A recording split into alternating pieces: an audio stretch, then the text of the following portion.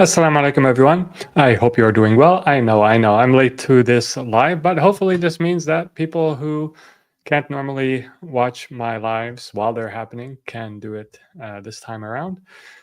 That being said, I'm just going to go over what you need to know, as I like to in these lives. So, without further ado, let's get started.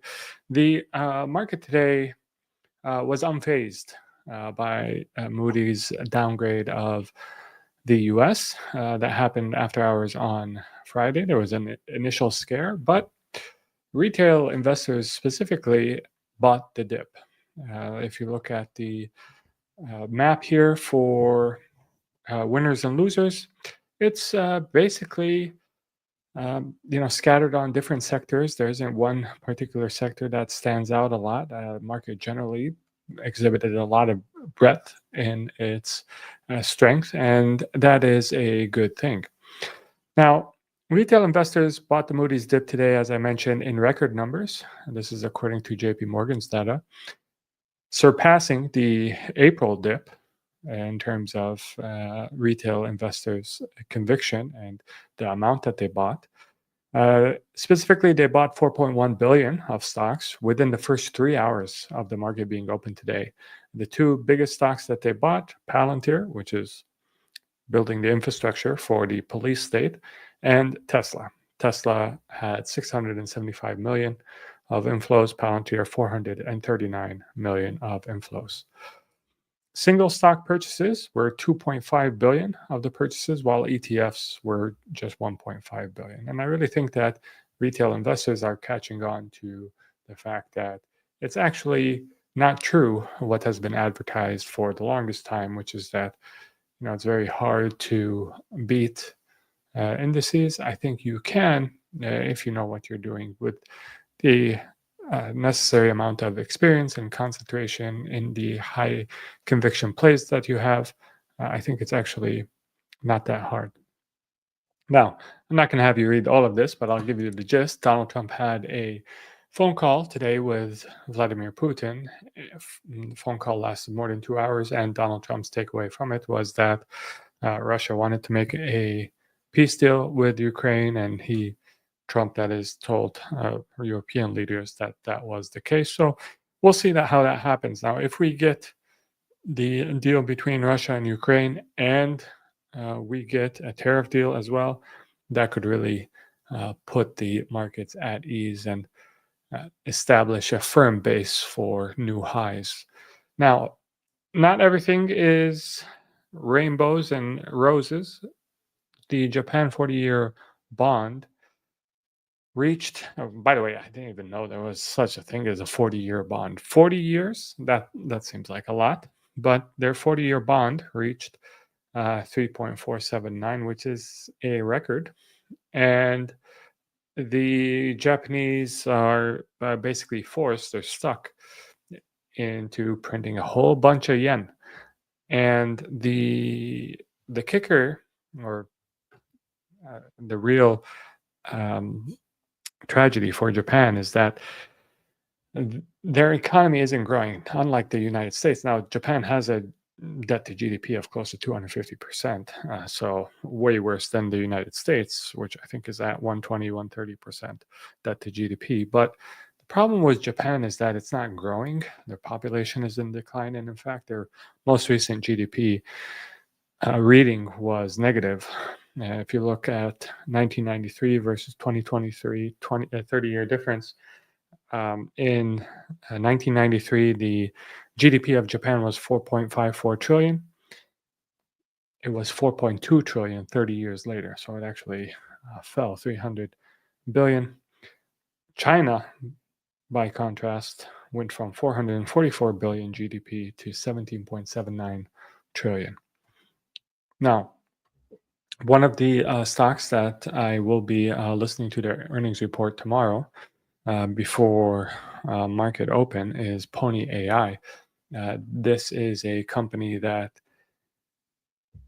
does autonomous driving technology integrations, and they recently inked a deal with Uber. It's to me, it seems like a very silly valuation that it's being given by the market. But this will be their first earnings call after they went public, and I'm curious to listen to what what's going on here.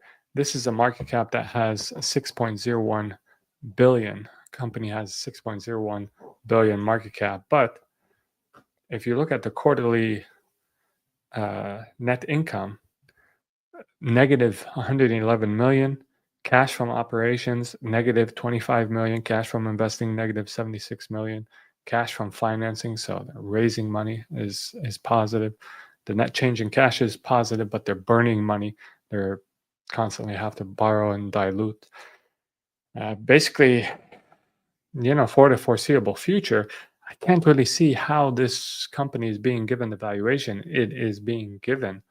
So I'm going to be interested in listening to what management has to say there. And what's also interesting is that I would have thought a company like this with this type of valuation would have been shorted to no end. But no, if you look at the short interest, it's not heavily shorted. So what gives? I'm intrigued. So I'll be listening to their earnings report. May provide my thoughts on that tomorrow, inshallah. I did want to point out something that I did mention to PIF members on Friday. It does appear that global liquidity is rising. So that's the yellow line.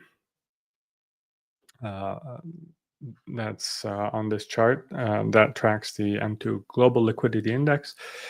And if you juxtapose it or overlay it with something like Dogecoin, you can see that initially there is a spike in M2 Global money supply, and then it's followed by the massive spike in things like Dogecoin. This I'm showing you Dogecoin on this chart, but if you overlay it on Bitcoin, it's the same, but perhaps not the same percentage increase. And then you can see that when global liquidity fell, so did the price of Dogecoin, and now global liquidity has risen a lot recently, and Dogecoin has started its upward ascension. But I mean, if this pattern is going to hold, then it probably has a lot more to go.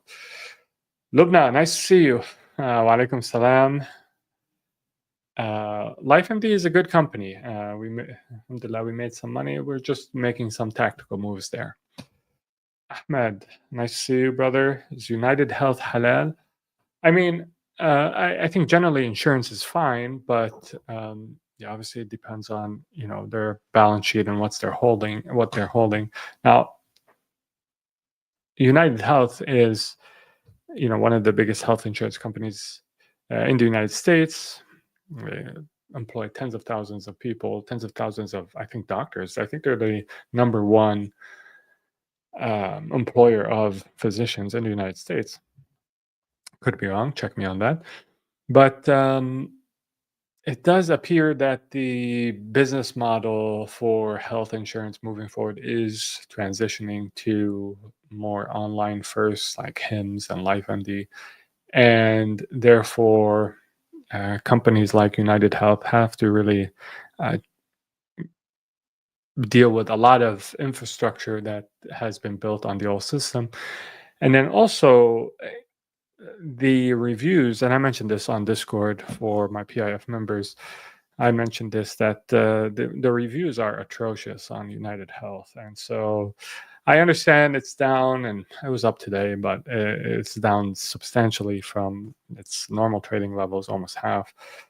And I understand some people may see an opportunity in that, but I just can't get excited about a product that I think is on its way out, and the model that is on its way out, and a product that has atrocious reviews. I can just rather not touch it.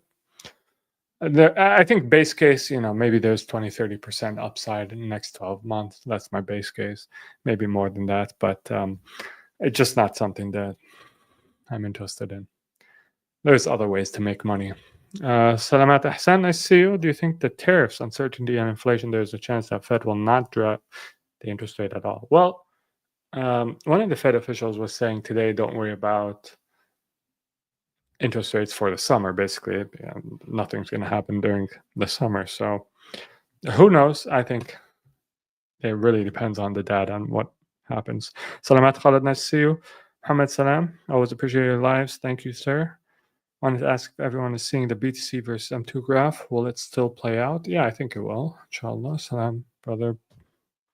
Marvel. Okay, I think you asked about Marvel the other day, so perhaps there's something really intriguing about that. Rihan Youssef, Salam, I want to jump on a paid meeting with you. Will you be able to help with my long-term investment strategy and help me plan to become a solid halal? Inshallah, I'll do my best, Rehan. And actually, I did become a registered investment advisor. So, yeah. So that being said, this is not investment advice, but if you schedule a consultation, inshallah, I'll be able to help you, Rehan. Thank you all for tuning in. Really appreciate it. Love you all. Leave a like if you enjoyed this live. Until next time, make sure to take care of yourself. Assalamu alaikum, and peace be upon you all.